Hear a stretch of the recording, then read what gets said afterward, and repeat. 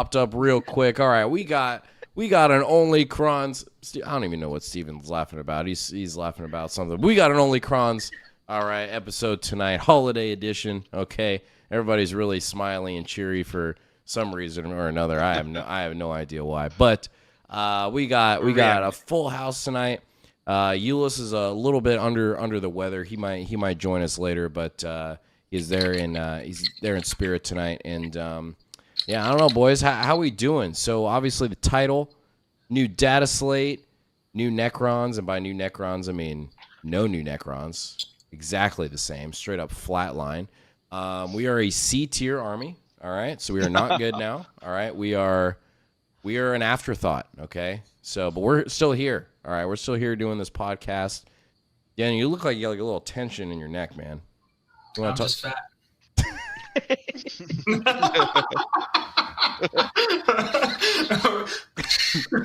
But it's hey, I like your Christmas sweater, man. I'm sorry, what? Oh man. All right. Well, man. Okay. Well, let's preface. So, as far as drop questions in the chat, like the last episode, we will periodically answer them as we go here. And yeah, I don't know. I mean, I guess like to kick things off. I mean, Steven, you had a good run. GT a couple weeks. It was a couple weeks ago now. 2 weeks ago.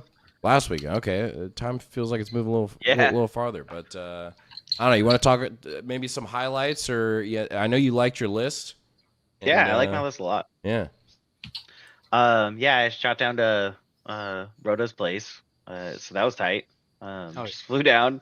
You know, stayed at his place. Went to the GT and flew out in the Monday morning.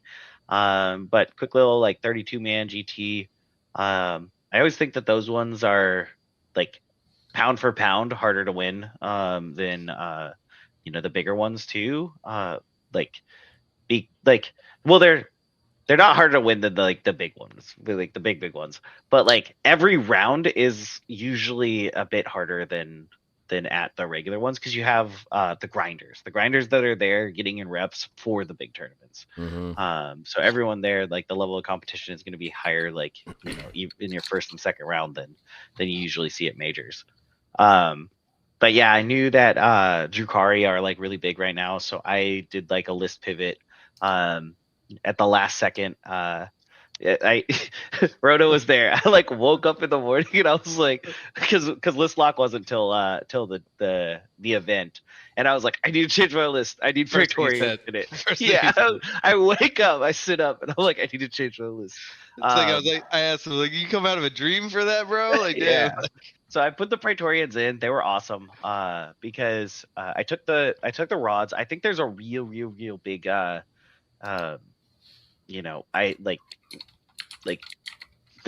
think that data sheet is really balanced is what I'm trying to say between the rods and the blades. I took the rods because I think we have like kind of a lack of flat 2 damage, and I know Drukari have a lot of 2 wound models. I know Guard, one of the things I'm always worried about is the Horsies. They have 2 wounds, stuff like that. There's a lot of models with 2 wounds that we struggle into, and I mean they're still strength 5, so they're like kind of the best profile you can really get into Victrix if you have to. There ended up being no Victrix at the event, but yeah, I felt really comfortable with the list. It was a fairly standard Star Shatter outside of my little twist, my Overlord that I really like, and Xeris who just performs great in every list, it seems. And then the Praetorians actually in every game they made an impact, except for the game where I forgot to charge them, and then they died miserably, which was the last one. But they did they like single-handedly won my Blood Angels game, which I think Blood Angels is a tricky matchup for us, especially that new detachment. He slammed me with everything, and the Praetorians actually rapided over on his primary expansion. And they just gutted him by themselves because they jumped on his primary expansion, went and killed his combi lieutenant. Mm-hmm. Then they got shot by his because I had them and Death Marks over at his primary expansion at that point. So he was like, I have to shoot and charge one or the other, and he shot the Praetorians with his JPI, which might have been the wrong call. But he was gonna have to kill both units anyway. And then they rolled like a 5 or a 6 on the reactive move, so they just ran away. And then he also had defense stronghold that turn, so maybe he should have gone back with them. I don't know. I feel like playing defensively with Blood Angels at that point when he had his whole army pushed on my side of the board was, and only a JPI unit and infiltrators on his, probably didn't really have much of a choice. And then they went over and took his home objective and just like burned it at the end of the game, because I think that one was the burn, right? I don't know. They did something like they basically made 30 points, and I was just like, these guys are awesome. against Tau, they came in, they hit their 9-inch deep strike charge, and then they proceeded to just live inside the Tau army. They got charged by not the Rampagers, but the other guys that don't do mortals, and just somehow survived. I just rolled like a bunch of 5s. And they were just like fine. And then they fell back and charged his home objective. So they took his home on linchpin. So the fallback and charge, so clutch on them. But yeah, I think those were the guys that were like a last second pivot that I was like really, really happy with. Everything else on the list just feels good. I think you kind of need triple DDA. And the race were great. Never leave home without the crypto thralls. I think there was at least 2 games, maybe 3 games, where my crypto thralls literally lived on 1 wound. I like Rhoda watched me like hard roll 8 out of 10 5-ups for my crypto thrall to survive the death company that charged them At 1 wound. At 1 wound, and then they ran away. Yep, and then they were back to full by the end of the game. By the end of the game, he had 5 wraiths with both Tomb Stalkers back. Yeah. I just call them crypto thralls, by the way, but I run the stalkers, of course. He had Tomb Stalkers, for the record, everybody. And he did have almost the entire brick back. I think they got charged turn 2 and down to 1 health. Mm-hmm. By the end of the game, he was only missing like 1 model. Yeah, the Rage Crypt hits a lot harder. That extra, that 2 attacks, dude, that's so many attacks. That's also without his reanimator, because the guy picked up his I killed my reanimator. That and I took that personally. You can't be doing that, man. You can't be doing that. Yeah, I was like, that's my reanimator. It's my quarterback, man. So yeah, good times. I felt like the list was great. It was one of the few times where, coming out of an event, I felt like the only flaw in my list was myself, which I think is, it's like a pro and a con at the same time. It's like, I don't think I could have written a better list for any of the rounds, and or the final round, which was the one I lost. I felt like, it was essentially as good as it was going to get. And it was just my piloting that let it down. So you played phenomenally. Yeah. I was running on like 6 hours of sleep across 2 days. So yeah, I mean that'll definitely catch up to you, man. It'll definitely catch up to you, man. And then Mr. Daniel, he's got a little RTT tomorrow. Sipping on some vanilla Crown Royal in the process, getting his gin and juice. Yep, getting his brain ready to go. But Daniel, he's changed on us, guys, and I'm just gonna let him talk about that. No. Yeah, I run Ultramarines. He's on the say it loud. Say it louder. The The viewers in the back couldn't hear you. Say that one again. My name's Daniel, and I have an addiction. Playing some Victrix Honor Guard. And you're only running 6 tomorrow. Yeah. All right. Like you meant to say 16. Wait, is it 6 or 8? Do you have the 2 more from Calgary? You have the 2 more from Calgary, right? Yeah, but they don't technically have the same stats because they have a 4-up invuln and then they have 3. They're just better. I'm going to take this on my Victrix Honor Guard, and then I'm going to take this one on my Victrix Honor Guard. Yeah. Yes. They're pretty good. Did I get used? I'm doing the Storm Raven. I'm running 6. I want to run this for teams. So I think that running 18 is kind of putting too much eggs in one basket. It's kind of like if you're running like 3 Wraith bricks, right? But like For me and Ulyss, I played against Ulyss with it for the first game with it because I haven't been here in a while. I've been gone. I finished my master's degree and now I'm working on my doctorate because I'm a nerd. But it was good. I like the ability to advance and charge. Nothing you boys know about. Yeah. And Smoke. nothing's better. So like, I think what makes Victor's Honor Guard really good, like in all honesty, especially with the Storm Raven, right, is my game plan right now. What I've been doing last couple games is I have Calgar down with his 2 bodyguards and the 6 Vitrix, and then so I get the extra CP turn 1, and then they jump inside of the Storm Raven. I fly the Storm Raven midboard. I wait a turn. Then they get out, and I put them next to the wall. And when my opponent comes forward, I reactive move forward because I have reactive moves in Ultramarines too. And then if they shoot me, I do a big boy blood surge where I can actually end in combat with my opponents. And that's great because that's really nice. Yeah. So I did a little doubles tournament, my first real competition back, I guess you could say, since taking a break. And I teamed up with a guy who actually watches your channel, Kylan. Newer player, but he said that he wanted to run the Warrior Brick. And I said, well, I can teach you. And it was kind of cool because I ran my Storm Raven with the Vitrix Honor Guard, and then he ran a 20-man Warrior Brick with all the stuffing. And we got first place. What made it really good was the fact that he told me before the event that he's never beaten his friends before. Like they always beat up on him. Newer player. And we played his friends round 3. And he comes to me. He's like, man, dude, he's got that Centurion brick.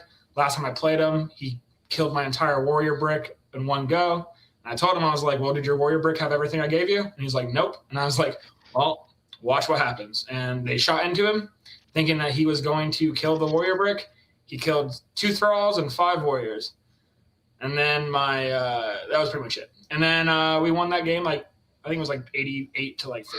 So it was good for him. Good learning experience for a new player. I like that. That's crazy. Do Victor's Honor Guard have grenade? No, they do not.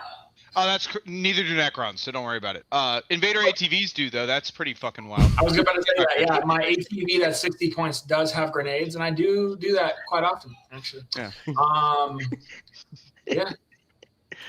Also, what also makes Victor's Honor Guard better than Necron units? We haven't got the blood surge yet. Whoa! Let's not go crazy here. When I think about a specific unit, I think of Lich Guard. Remember when Lich Guard were good boys? Remember when they used to make attacks -1 to wound always, and they were so good, and you ran 1 brick with. Oh yeah, the tricks have like the regular -1 to wound, dude. Yeah, like, what the, always. Like not strict greater, just always. Like -1 to wound. Yeah, and they have a 2-up save. Like the biggest issue with the Lich Guard is that why do they not have a 2-up save? Or 3 wounds. Or like more swings, or like a single keyword, like what is it? The universal keyword things or whatever, like sustained or something. Like they're like a superhero that wears diapers. Like, nice. They look like they're tough, but they're little babies. They suck. But yeah, that's what I'm doing. I'm still a Necron player. Rhoda is babysitting all my crons forever. So they're warm in the Tomb World. Until I get my new crons. Yeah. I'm gonna be playing Ultramarine. That's what you'll call them too, the new crons. The new crons. I'm gonna paint them. I think I have my paint scheme for them too. I think I'm gonna do black and pink. Oh, interesting. That'd be cool. Love that for you. Yeah. So I can always remember how much better Ultra. You got it. But yeah, that's it. That's all I got. Nice. I like it, man. Hell yeah, man. I have that effect on men. Mr. Steven over on the far East Coast. Yeah, so pretty much ran that Dragons Cup. Like Steve said, or Ross said, it was a very competitive bracket. Only undefeated champions got to play in it, so obviously it called quite the crowd. I had to make some rulings and everything that were very niche, and I think I played it as good as I could. I loved watching all the players compete. We gave away like $2,500 over the course of the 2 days, which was pretty nuts. And we're doing it again next year, and we're doubling the prize for first place too. So it's going to be $1K to the winner cash, and undefeated champions obviously only are going to be invited. It's an invitational, so it doesn't cost you anything to come. But obviously there's a lot at stake. Plus, like I said, I believe it was the highest ELO 32-man in the world for a 32-man team tournament or GT. So I do have a tournament coming up. I'm going to be practicing for it in an RTT. I always consider them practice. I'm going to continue to run the Triarch Praetorians that Ross has talked me into until I fail a charge. Right now, guys, I am a true Triarch Praetorian believer, but that is because I believe so hard that they have made all of their charges so far. Yeah. When I fail that charge, I have to experience that game before I can give you validation on how great they are. But right now, guys, 10 out of 10. When they make their charges, 10 out of 10 every time. Take those Praetorians. You know what makes charging really easy is when you can advance prior to the charge. Oh, that'd be nice, right? That'd be great. Yep. Wouldn't that be fantastic? And then if I fail the charge, it's okay because I got an extra CP from Calgary. Not in all of our 500 worlds can we do that. Yeah. Yep. That about sums it up, you know. I mean, they've been seeing the Praetorians on the channel, you know. I've been they sneak in there. Not making my charges on the Praetorians, so I haven't been as high on them, but I'm still going to be a believer, you know. I'm just on a streak here of failing these 4-inch rerollable charges, and I'm like, okay, well, that's cool. How far they move? Is it 10 or 12 inches? 10. With fly. And they fly. Mm-hmm. Yeah. So they get in there like somewhere. Yeah. They're very good against power armor meta, you know. They are. They'll kill the shit out of power armor, and if they have the knives, they'll kill the shit out of little guards. What's their damage profiles? 5/2/2. It's 5/2/2 with +1 to hit and star 3 shatter. swings. Yeah, +1 to hit is really important. I did have Rhoda was there. I rolled 15 swings and got I think it was 4 hits. I was like, oh no. As I walked up, he was like, God damn it, these Triarch Praetorians are shit. And then he looked over to me and he went, they're not that bad. And then The Thrall's over there by himself with 1 wound left saying, sorry, use all your dice. Sorry, Yeah, guys, pretty it's, much. Yeah, or Xeris, dude, Xeris. Speaking of, we can steal this bit from Stat Check, I think, that I saw the other day, that they said that they were talking about Anthony and his Angron, how it like just one shots anything or whatever, and they're like some people just have a unit that's their boy, that has like it has their theme song playing when it comes out. Like, what about you guys? Do you guys have a theme song unit? Like, who's your boy? Because I think mine's got to be Xeris. Because I don't know how many games like people are like, I'm gonna kill Xeris, and I'm like, he'll be fine.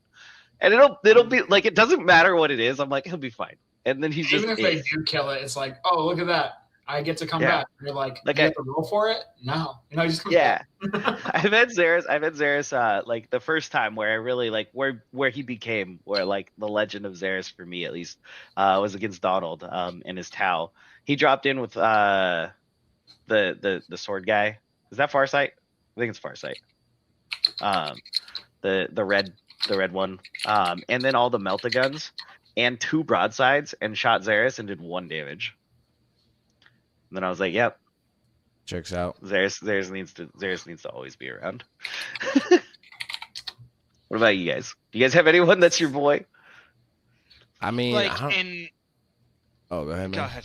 Okay, so like in regards to, I'm gonna yeet this guy out and he is now officially your problem as opposed to my problem. Yeah. I love just sending like especially in terrain layout, like one with like search and destroy. I love just going and messing with my opponent's natural objective. So mine would be like just transferring the king from threatening to middle to just yeeting him with the +6 in advance over to mess with somebody's natural expansion and just be like, he had DR1 when I started this. By the end of this turn, he's still going to have DR1. good luck. He's your problem now. And by turn 3, most people are just like, I don't know if I have the allocation to actually kill that DR1 king at the moment because I haven't really focused him yet, which has been a problem. So that or my Tomb Blades is hilarious. Moving those around is just hysterical to me. I think that if I had a unit, it wouldn't be any Ultramarines. Thank God. Yeah. I'm still a Necron player. Yeah, It'd have to be the Warrior brick. All throughout 9th edition, I ran 80 plus Warriors, and then this edition, I ran the 20-man with Orican, and then when I wasn't running that, and I was running Hypercrypt, I ran 2 20-mans, one with Orican, and then one with the Plasmancer. And one was doing, well, back, especially when they had the 3-inch deep strike, they got rid of the 3-inch to 6-inch. It kind of changed a little bit, but I would do like the 3-inch deep strike and say, hey, guess what, you're jailed, while my Reaper brick was coming down with the Plasmancer, dealing out like 30 wounds at AP -1. Yeah. Especially against orcs. Nothing was funnier when they had the rule where they had to call the WOG at the start of the battle round. And if I go first, I would just be like, all right, cool, we call WOG. Here's my warrior brick right in front of your entire line. Oh, you're going to shoot them? Cool. Poof. Just like, way to waste your WOG. So, just like, fun times. Warriors are always great, is my point. Yeah. It's true. It's true. I mean, I'd probably just say the Tomb Blades, man. I'm just, just throw them up there. And I swear to God, I begged you guys to run Tomb Blades for the longest time. Maybe not you, Kylan. I've always loved Tomb Blades. I've been begging Steven to do it. He just... Although I really miss the Monolith Hypercrypt days. I'll say that I do love my Monolith, man. It's so much fun. If you took away the 3-inch deep strike, you should have given us back the 6-inching a Catan, a monster. Yeah. I mean, because you're not within for the Nightbringer thing anymore anyway, so it doesn't really matter for being within that little, like for that little play that we used to have with the Nightbringer dropping anywhere and mortal bombing, right? And that would be your problem now. If we still had that, that would have been the most hilarious, hey, this is your problem now. He's not within 3 inches of any of your models. I just did mortals to everybody, even though I didn't charge, and now you have to kill him. So I'll agree with that statement once we have the new model of the Nightbringer, because like 6-inching the base of a small Nightbringer model, like a small, it's still a pretty good sized model, but like the base is so small that it's just like your opponent spends like 10 minutes of their turn trying to squeeze out, make sure there's no spaces available, and it's like you find the smallest little circle in the middle of like nowhere. So I don't know. It made sense. It made sense why they did that. Because it's like, especially at the same time, if you weren't winning events with Hypercrypt with a Catan in your list, you were winning events with Canoptic Court. So it's like, yeah, they had to do something to us. They had to do something. So they had to tickle our Catan. Yes. That's one way of putting it. That's why I started growing out my mustache too. Where do we go from here? Where do we go? So guys, the data slate, no changes. So very I guess... disappointing. I mean, at least do something to Obeisance Phalanx and Annihilation Legion. Would you have rather them do nothing or increase points for stuff? I'm just saying, obviously, I don't want my points. There's always worse, right? Like, if you increase the points for Scorpics, Scorpic Lords, Triarch Praetorians, Triarch Stalkers, and then gave them a detachment, I wouldn't be complaining. Annihilation Legion. Off them though, it's not playable right now. What I will say though, right, is if you look past Victrix Honor Guard and Ultramarines, right? Like even Honor War said, like it's top of the line, right? We all agree that Ultramarines is just too good, right? Sure. But like everyone else got nerfed, right? Like Eldar is no longer, and to be fair, Eldar wasn't really messing us up, right? But it still messed up like the top tables, right? Yeah. So it's like Eldar got messed up. Some of these other armies got messed up, where it's like Necrons were winning events. Like Necrons were doing good. It's not like we were like the bottom tables at every event, right? If you're good, you're going to do good, right? Yeah. Like if Siegler would have ran Necrons at Worlds, he may have not won Worlds, but he could have. Who knows, right? Like I guarantee no one thought he was going to win Worlds with Adepticon or Admech. No, everyone thought the Admech was winning. Admech was juice, dude. Oh yeah, everyone expected that. Yeah, Admech I guess was for like me, cracked. Admech would be the There were last 4 army. Admechs in the top cut. Yeah, but like Admech would be like the last army I would assume would be like top anything because it's like you have to buy them. like for me, that's the biggest issue is like you have to spend money. Like it's like pay to play, right? It's like you're paying for that shit. But either way, right? Like if Jack Harpster or John Lennon or those the main guys from America would have gone to that event and ran Necrons, like would you have been like, nah, they ain't doing it? No, like it's just I don't know, just what I'm saying. I mean, I agree. I mean, yeah, could have been worse. Could have gotten. Could have been worse. I really do think we're not like in a bad spot by any means. I think the tier is egregious for us right now. I think that at worst we are B+, if not A tier. I think that we do fine into Drakari.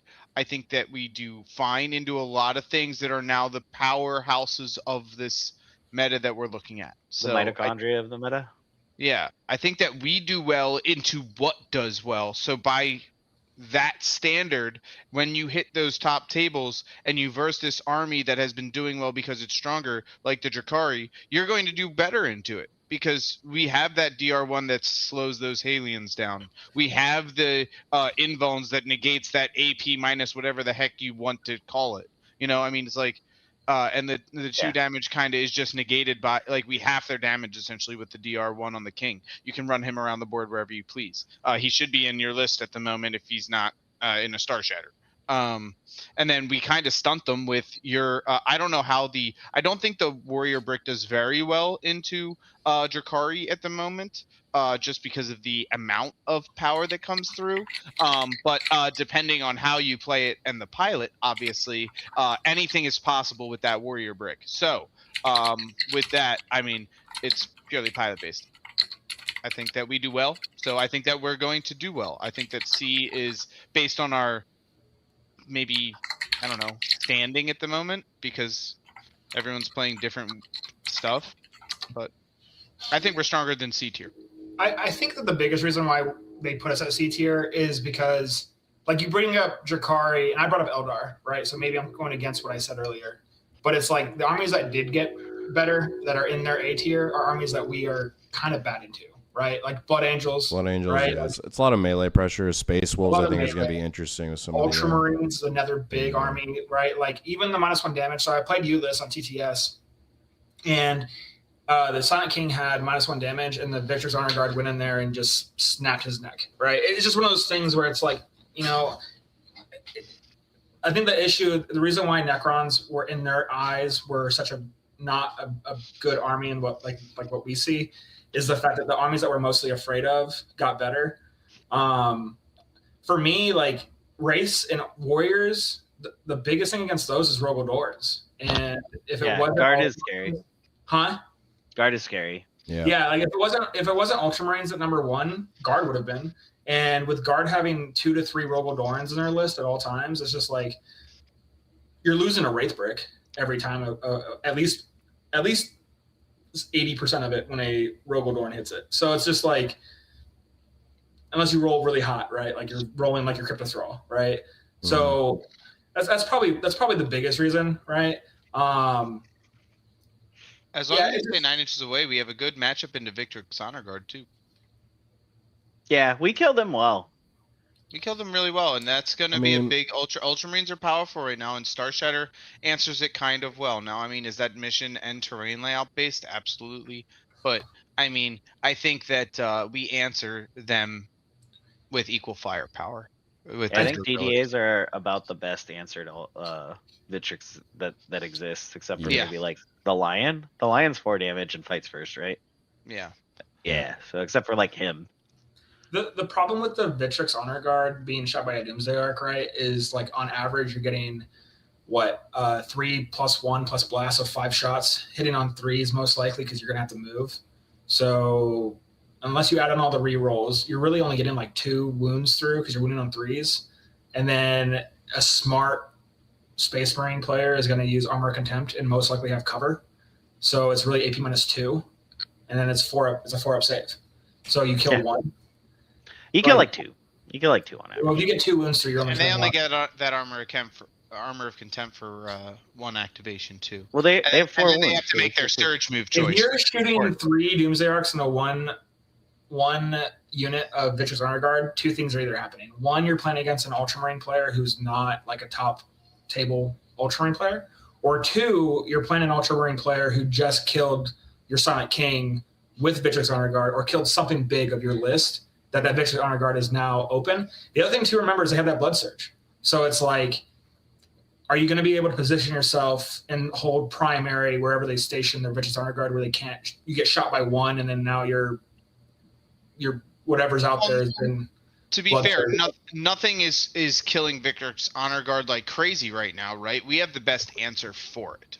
I don't think that there's much that has a better answer for it at the moment with the point cost that they're at the moment, but yeah, I think that we have the best answer for it. So I don't know if you're, so like I said, right, you're getting D6 plus 1, right? So like, yeah, you can roll a 6, but you can also roll a 1. So like the average would be 5 shots, right? Because you're getting 3 plus 1 for blast. So it's 5 shots. Hitting on 3s, so you're gonna count. You're hitting on 2s, dude. They're gonna be on an objective. Yeah, like man, if Victor's Honor Guard are like, you need to hold that primary. Not on an objective. Okay, like, so let's give it all the buffs. Right? And I only roll 6s on my DDAs, so let's start. 4 hits, 3 wounds go through. All right, so you kill 1.5. Right. Yep. So it's just one of like the statement still stands, right? You're killing 1.5, and then again, are you gonna spend an entire turn? Because some lists, I'm running 1 unit of 6. If you're playing against one with 3 units of 6. Are you going to spend 1 turn moving off of whatever primary that Victor's Honor Guard is at so they don't blood surge into you? Because as soon as they blood surge into you, you've now exposed all 3 of your Doomsday Arcs to kill 1 unit. And as soon as you shoot them with 1, you kill, let's say you kill 2 Victor's Honor Guard, right? They just blood surge into something, and now you can't shoot them anymore. And then Space Marines have Centurions, Ballistas. I have to stay 9 inches away from them. I mean, that's my point, right? So if I'm playing against you, right, and I move my Victor's Honor Guard into the middle objective, for example, right, or the right objective, your expansion objective, right? Sure. Are you gonna waste an entire turn off of an objective to avoid blood surge, to the hope that you kill the Victor's Honor Guard brick with 3 Doomsday Arcs, but then also on your next turn, like if you did that to me, I just won't expose my next Victor's Honor Guard brick, because now it's like, what am I exposing them for? You're not on an objective. Right, you're going to score 5 for home and not score anything for. In your list, don't you only have 1? But I'm saying though, and to be fair, I'm running a Storm Raven, right? I'm running a weird. I'm not running a typical meta list, right? Like the ones that are winning GTs and stuff overseas and opens are running 18 of them, right? You have Kato and Calgar with 1. You have these other characters. You have 1 that rapid ingresses, right?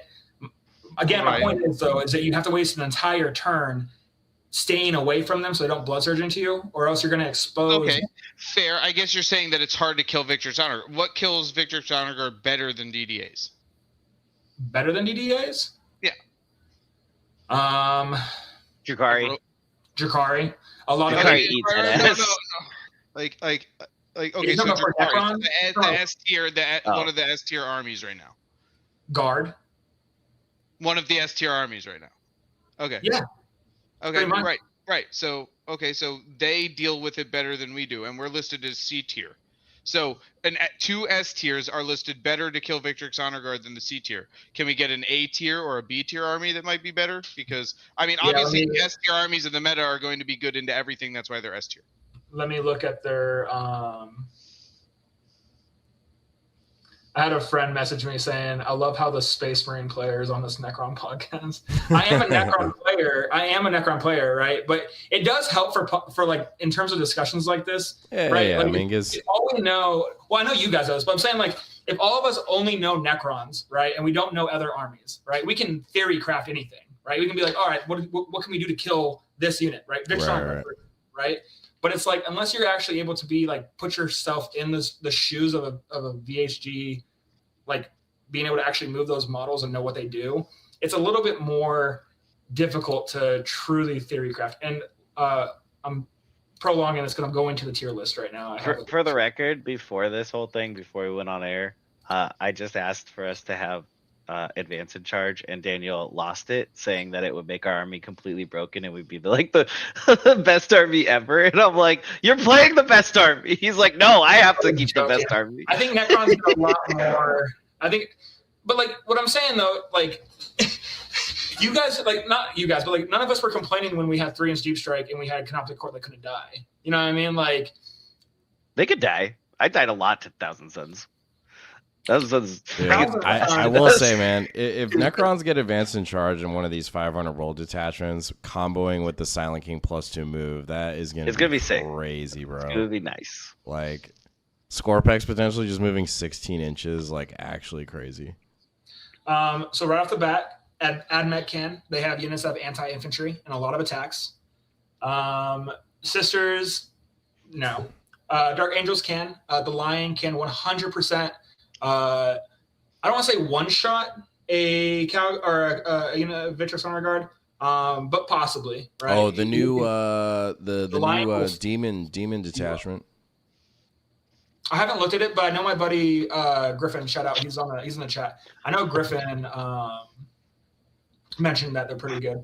Drakari can. They're an A list here. They have fight first access, and they can run that one. I can't remember her name, but it's a character that goes in with fight first, advancing charges. Lilith? Who? Lilith is the fight first. Yeah, I think they so. also have a succubus that can fight She's like anti-infantry, and then if they choose you as their contract, if it's that detachment, they get like sustained on the hits and stuff like that. Emperor's Children, that's an interesting one. I'm pretty sure they could though, because the Noise Marines can kill anything. World Eaters. Yeah, because the Berserkers can go in and smack some crap. Thousand Suns, I'm not sure. I haven't played a Thousand Suns player since a while, so I don't know exactly what they're doing in A tier. No, those 30 rubrics, dude. They're not rubrics. 30 occult, the scare of occults. Yeah, those things will fuck you up. Yeah.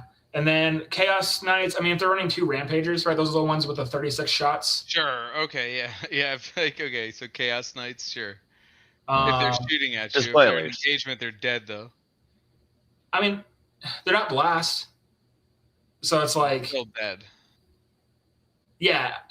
So, like, the Victor's Honor Guard, the doubles tournament, for example, I charged the Victor's Honor Guard into a. I forgot what night it was, but it had like 28 wounds or something like that.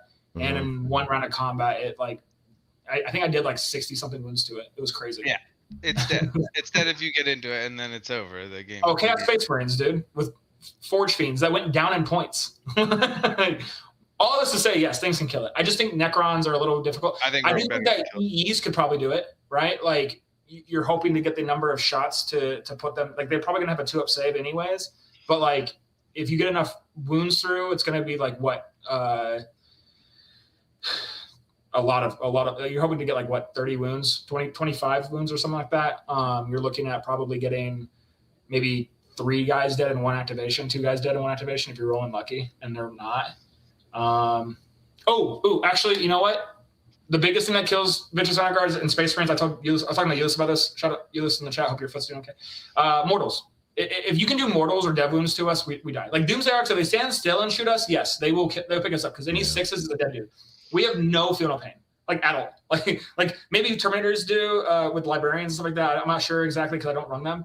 But like I know that dev wounds, mortals, Wraiths, you fly a Wraith brick over me, you'll probably pick up some. Yeah. Scorpec Lords, those will pick up 1. The Scorpec Lord alone going in, and then you should average 2. He probably averages 2. I was gonna say. Yeah, because they'll kill. Especially in Awakened, because in Awakened he'll be swinging AP4, like Strength 11 or whatever. But he'll get like at least 1 wound from the charge, and then his swing will kill 1, and then he'll get 2 more swings through. Well, yeah. So if you're running him by himself, if you're running him with a unit of 3, right? Like you should pick up just every 2 6s on the wounds for the Scorpex will pick up 1 dude. And then if you use the strat to make them +1 AP, what are they? Yeah, in Awaken, they should kill like the whole unit on the charge. Yeah, like it's like 24 damage. Like not even kidding. They should kill like basically the whole unit on the charge. Yeah, so the question is though, and this is the biggest question for everybody, is like who is really running the Nightbringer when the new base comes out? Like, nobody. Yeah, like Not at this current rule set, but also we don't know what his new rule set is, man. With its current rule set, I mean, if there is a Necron Catan detachment that comes out in the 500 Worlds box, then it is still viable, and so are all for all Catans. That'd be. No. Also, I think a strat for right. No, I'm saying like that would be cool if it had advance in charge for all Catans. Yeah, I think one of the best ways like that I found to deal with them. I've only played against them once. But what I did is I just like rocked the king right up next to him, shot him with the DDA. The DDA killed like 3, which is like a little bit above average, but not like a crazy amount above average. That's not like a big ask. No. They blood surged into the king. The king just shot him with his guns. He killed like another 2. They swung into the king and they killed like a min here, and then he just fought them and killed the rest. You know, like that worked. Yeah. Was he running 1/6 or like multiple? It was like one. It was just 1/6. 1/6 with It's doable. Like, don't get me wrong, right? Like anything can happen. I guarantee the guy that charged into your crypto thralls didn't think you were gonna survive with 1 thrall, right? Like. Oh no! He was super upset. Like I've played people where my Reaper will shoot a Wraith Brick and pick up an entire unit with the Technomancer, and then I play Ulyss on TTS and he loses 1 model. So it's just like anything can happen, especially on TTS. Yeah. TTS, anything's gonna happen. It's so wild. I always try and like remember that average is just like 1 point out of the like million dice rolls that can happen. So it's like unironically rare to happen. Like if average happens, like that's just as common as all 6s. Like I mean, you're probably like I'm about to mention if you're rolling shots for the Victor's Honor Guard, you're probably gonna re-roll the hits. So if you get like a 1 or a 2, you're gonna re-roll. For the first one, yeah. If you know a blood surge is coming in, you'll probably re-roll that. Yeah. Like you have to make it count. Like I played my sister buddy, and he put a whole unit. A great example. He put a whole unit of the sisters with the meltas into him, and picked up 4 of them. Five models, picked up 4 of them, and I was like, oh, that sucked. And I blood surge into both of them at the same time, and obviously picked them up because sister. If you ever played like a stalker. Like floating around too, like the strip cover. If you can, like that's a play that you can't be within blood surge range because you have to shoot him already. Or Psychomancer, make him take battle shocks. That works. Yeah, I don't think you can run Psychomancers with indirect now with the guard. It's like there's a lot of real indirect bad. now. It's really annoying. Yeah. Big sad. There's a lot of T-Volts running around too. You got to watch out for those. So Speaking of Ulyss, not Ulyss, sorry. I miss Ulyss. Steven, you got second place at that tournament, right? Yeah. Why don't you tell the chat what you got from Steven? I got 2 Tesseract Vaults. Yeah. You gonna run 3 of them? No, I'm not gonna. I'd never run 3. 3's too many. 2's reasonable, dude. 2's fine. Wait, Necron Indirect is real. We have 2 Tesseract Vaults and a Silent King on the board. It's re-rolling 1s, just...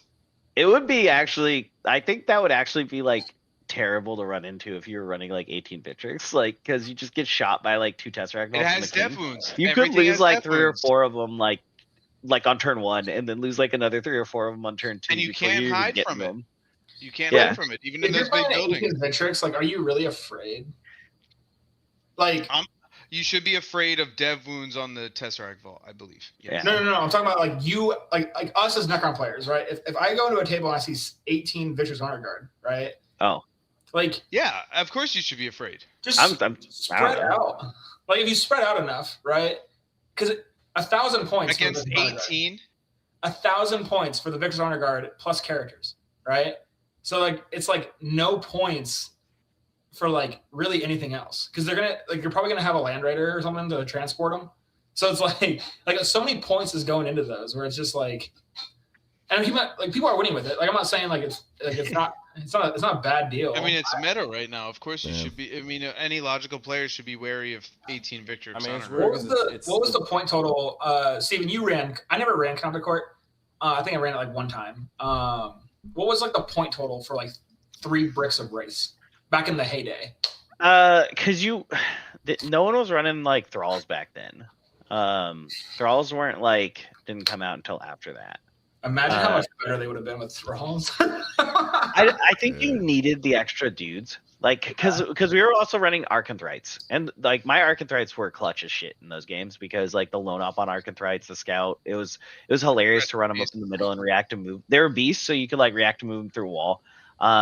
Archetypes were pretty good, and they gave you the like really annoying to like navigate crits on 6s when you shoot things that they shot. That was super annoying. Yeah. But like it was there plus 1 AP.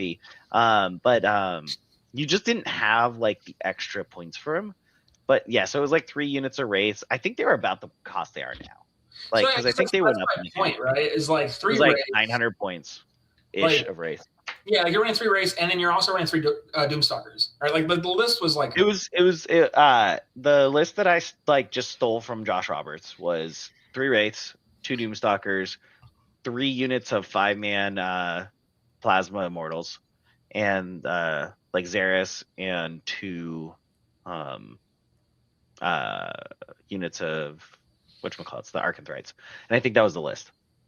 You know what actually might be really good in the Victor's Honor Guard is a unit of Tomb Blades with particle beamers. You mean Tomb Blades would be good? Question mark hashtag. Are you saying Tomb Blades are good? Are you saying Tomb Blades are good? Why would the I would particle rather beamers run 18 Tomb Blades than 1 full unit of Praetorians any day. Yeah, you can block them too. You can just be like, well, yeah, you don't run Praetorians as a whole unit. You run them. No, you don't run any like no. But like I was just saying, like a 6-man Tomb Blade unit with particle beamers is all dev wounds, right? But you're getting 66 plus blast. So you kill like maybe 1 Victor's Honor Guard and they surge into you and you die.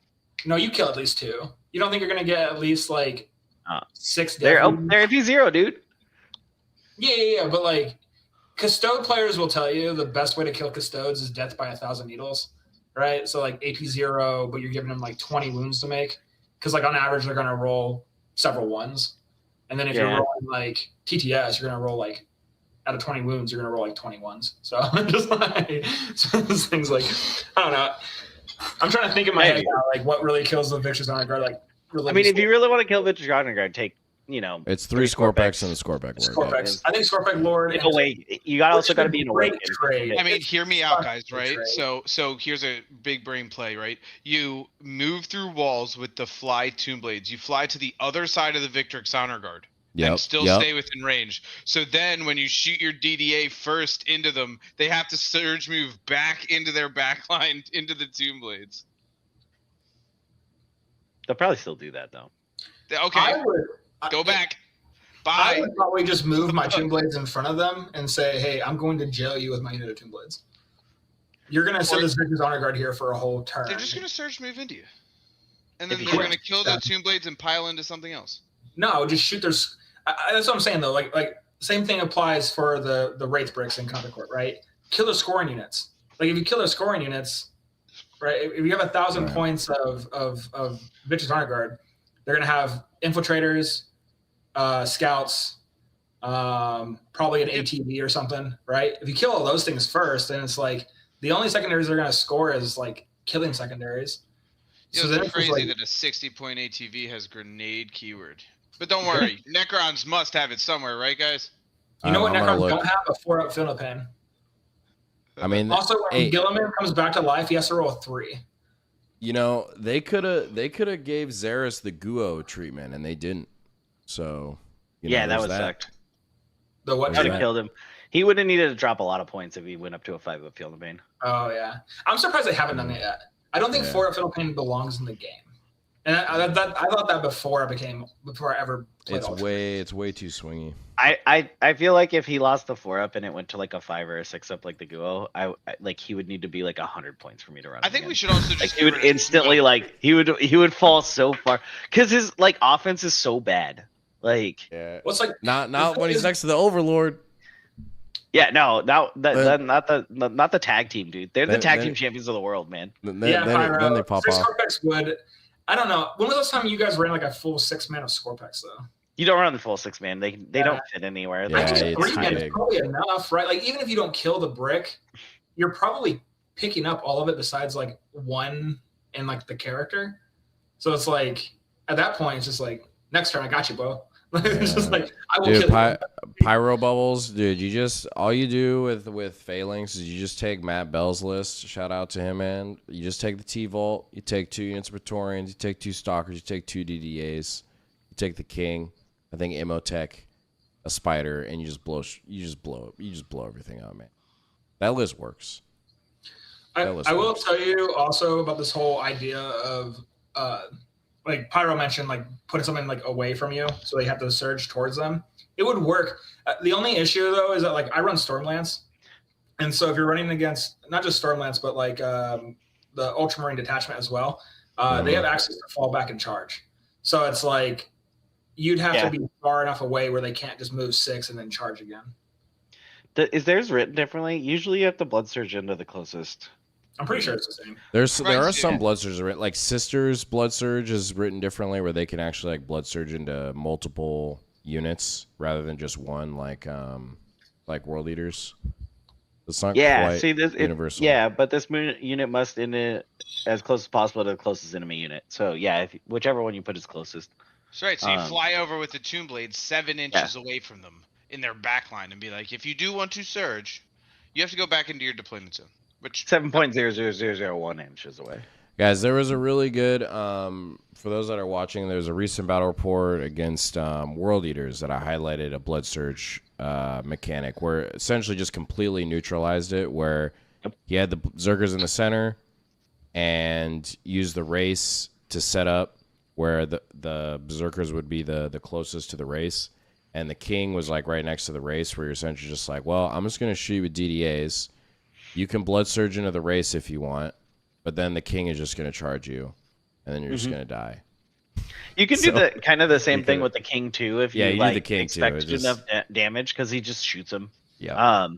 But the thing that makes Victrix annoying is because they can reactive fucking move you. Yeah. So like you set up 7 inches behind them and they reactive move 6 inches forward, and now all of a sudden your shit's not the closest, and you're like, God damn it, everything fell apart. So that's what I was gonna ask you guys, knowing that you guys don't play Space Marines. I got this RTQ tomorrow, right? I have to decide if I want to run Kato or not. Kato gives the reactive move for free. You run him. But I already have a strat that does it, right? Does it overlap? Can you do we just both? save on CP, man. Yeah, it's free CP economy. You can't do 2 reactive moves off the same trigger anymore, because that was FAQ'd. You used to be able to fucking go like 12 inches. You're like, wee! And it's like, what just fucking happened? You can still do a reactive, like, so if you do an advanced move, and then they do a reactive move, you can still do a normal move, apparently. Because an advanced move is different than a normal move. Wait, what? No, you can reactive. So you just can't do double reactive. So there's two reactive moves, right? Like it says when an enemy unit ends a normal move within X amount of you, you can then do a reactive move. You can advance move, they can reactive, and then you can reactive that reactive. Yes. No. There's weird situations where you can reactive or reactive. Yes. No. So the reason why is because I believe the rules most likely specifies in your opponent's movement phase. So like there's you're talking about Kato, right? Or who are you talking about for the reactive move? Because there's some of them that say just like you can make a reactive move. It's a datasheet one. It's when your opponent ends a move. I've heard of this situation. I haven't had it actually. Kato's rule specifies once per turn. Oh yeah. Yep. Once per turn when an enemy unit ends a normal. Yep. So like if you're playing against Ultramarines and they reactive move, you can now reactive their reactive. Yes. Yeah, like it's like JoJo. All right, so I'm running Kato tomorrow, boys. Thank you for the chat. Thank you. Yes. I gotta figure out when to remove. That's all you can. Here's a good role question. Can you AOC and smoke at the same time? That's up to the judge. You got to ask the judge before. Which is another thing I have to learn or have to figure out to question your question, right? So the biggest thing about the warrior brick is because you could use the strat and the ghost trick at the same time. Because of the new rule, am I no longer allowed to do that? But I feel like because it's 2 strats versus an ability in a strat. Well, they're both the same trigger, though. Both same trigger, right? It would be a really good TO question because it changes the warrior's dynamic a lot. Because he's like, hold on. This question matters to me because it like hinges, like whether or not I run the hex mark hinges entirely on the answer to this question. Because it's like, can I Overwatch you twice right now when you stop? The answer is when 2 things trigger at the same time. The only question is can you do them at the same time? No, you cannot do them at the exact same time. Can you do them simultaneously? Yes. You can, Well, you no, can it's do the them same. one and then the other. It's the same thing. Well, I mean, you're not doing them at the same time. You're simply doing them back to back. What's that one movie Yeah. where he's like, I don't think this word means what you think it means. I'm just kidding. You're not doing it at the same time. You're activating two activations that Princess happen at the Diaries? same No. time. Yeah. So Armors, the reason it became a thing in the past, I think, is because it used to say, like, one of them used to say just after, but Yeah, that's what I'm pulling up. there Yeah, was because there was an FAQ that changed to say just after, or like after means just after, or one of them says the other one, they mean the same thing now. So that's why it depends entirely on your TO's ruling. I forget how I think Worlds ruled it that you could do on the same trigger or you couldn't. I don't know, but whatever. You just that's an FAQ question that you got to ask them on your way there. So a Ghost Arc is just after. Mm-hmm. yeah, Ghost Arc is just after. Yeah, the strat. That's what I'm looking up. Is after. Yeah. Yep. So, but if after now also means just after, then you can't do it. So now, to be fair, like it would. Well, it's be just like, saying that it means the same thing now. That anything that's written as after or just after, they're just. I saying think that the it's thing same. is, if they both say specifically just after, I think there's a issue. But I think if the wording is like just after, and then the other one is after, then The only caveat to that is that the active player. So say in Canoptic Court, we're going to use Canoptic Court as an example because I think this is a good one. You can reactive move a 9-inch and then Overwatch. Okay. The active player gets to pick the sequence in which you do that. So if your Doomsday Arc currently has line of sight and you'd like to Overwatch first, then reactive move out of the train feature, well, you're shit out of luck because the active player should force you to do the reactive move first and then Overwatch. Yeah. So that's why they can do two activations. It's the same concept. The active player has sequencing priority. So the strat is also just after. So what I'm seeing here is that the Warrior Brick got nerfed without a data slate nerfing it. Because they both say just after.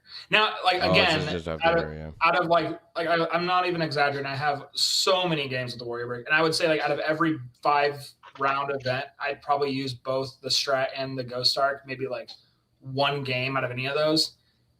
It's just the thing that you could. It's kind of like my buddy Hogan always told me, like, I didn't really care when they nerfed the you couldn't 3-inch deep strike Catans anymore, right? Because it's like I never really did it with my Nightbringer, but it's the fact you could, right? Like it's something that's always in your opponent's mind that you could do this. That kind of messes with their game plan.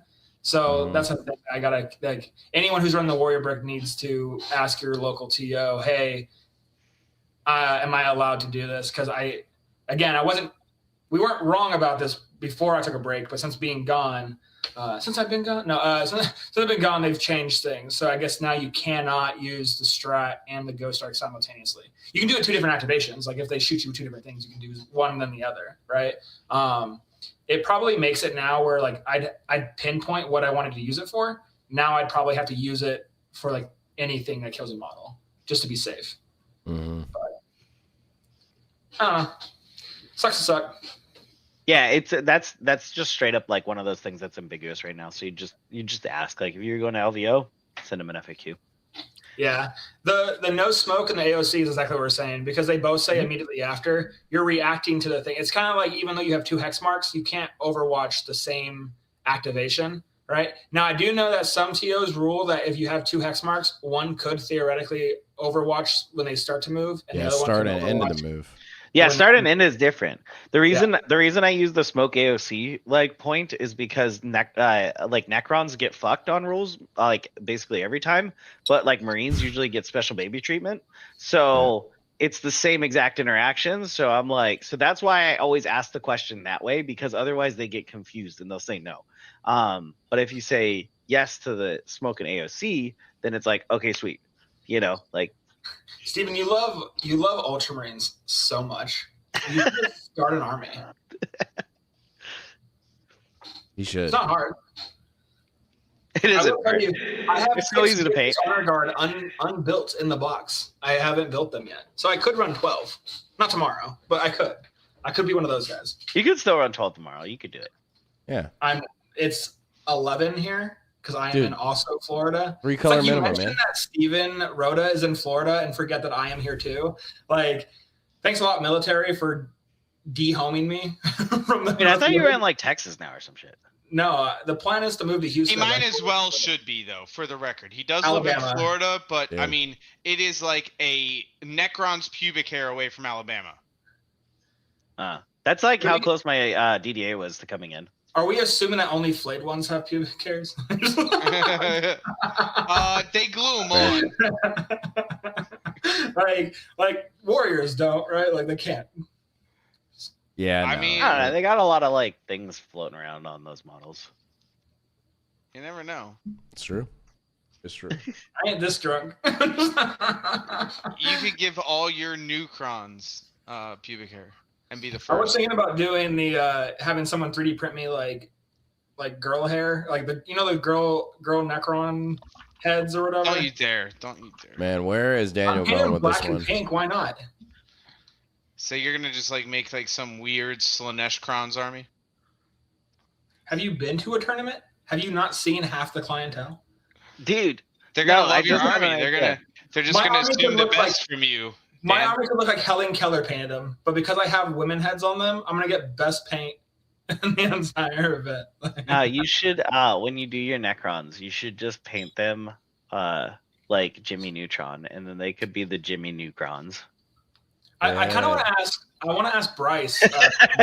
Shout out Bryce, my favorite person that my older brother hung out with. For those who like haven't been here for the whole since first episode, Kyle and me are from the same hometown, Vancouver, Washington, and he knows my older brother. And us like communicating was like a crazy situation because he's like, "Is your brother Dennis?" And I was like, "Yeah, he is." But Kylan's teammate is this guy named Bryce, who was like my favorite. If you have any older siblings, you know your older sibling had that one friend who like always treated you like one of like the older kids, right? That was Bryce for me. Bryce was like my favorite. But I was thinking about asking Bryce if he would just paint my Necrons for me. So he probably won't. But Dude, Kylan, he hates Necrons so much. It's not because of me. It couldn't be, you know. I mean, it's so tough because like at the team turn going, you're like, well, you know, I'm running Warriors. Does anybody want to practice? I have that same. Yeah, I have that same effect. It's why I go to singles events. Like I don't go to singles events to win. Like if I would have gone to Cherokee and gotten first place, cool. Like I would have liked it. Yeah, I would have.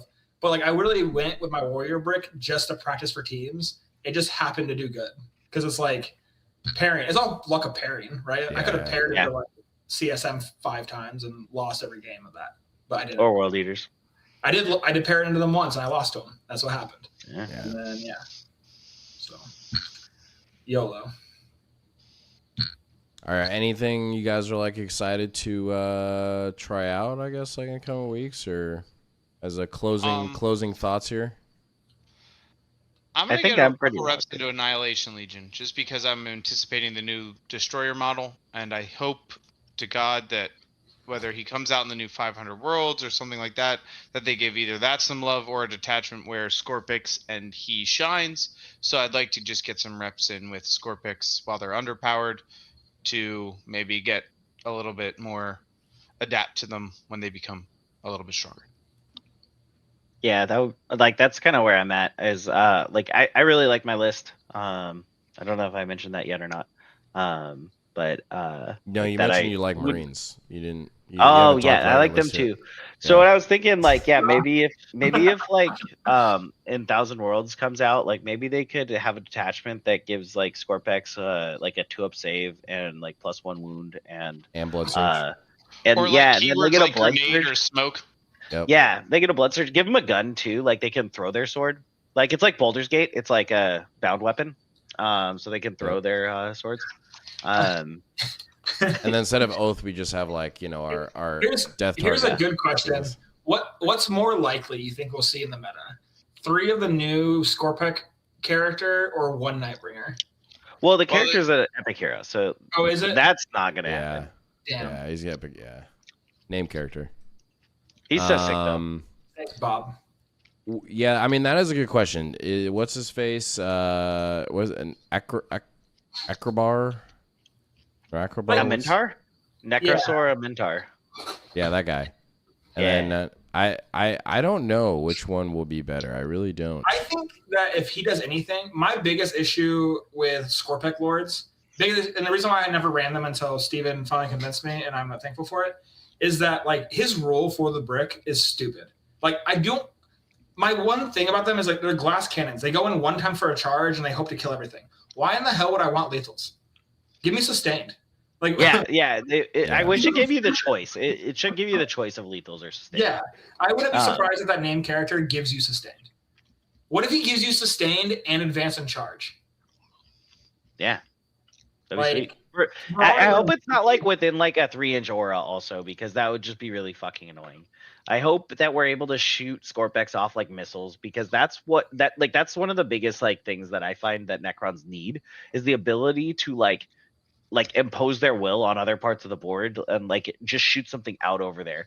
Like once we leave our like castle, it's like that unit's dead. Like it does not exist anymore. It doesn't do damage. It doesn't do anything well. Yeah. So I mean, we could go ahead. I was just thinking like if like the Mentar is like a buff to like Scorpex and destroyers and stuff like that, I hope he gets a buff like how Ultramarines and them get it, where it's like if this unit's on the board kind of thing, then all of us get these things, or something like that.